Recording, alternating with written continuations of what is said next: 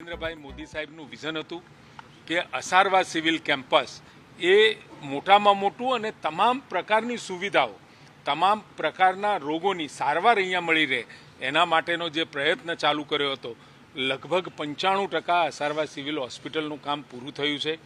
એટલે સરકારી વ્યવસ્થાઓ અને સાથે ખાનગી વ્યવસ્થાઓ આ બંનેને ભેગા કરી અને એક પ્લેટફોર્મ બનાવી અને દુનિયાભરની અંદર મેડિકલ ટુરિઝમ માટે અહીંની સસ્તી સારવાર, અહીંયા રહેવાની સારી વ્યવસ્થાઓ અને સાથે એક્સપર્ટ ડૉક્ટરની સેવા લઈ અને દર્દીઓ સાજા થાય એ વાત દુનિયાભરમાં કહેવી જોઈએ ને દુનિયાભરમાંથી લોકો અહીંયા આવતા થાય એના માટેનો જે પ્રયત્ન કરવાનો છે, એનું જે પ્લેટફોર્મ ઊભું કરવાનું છે.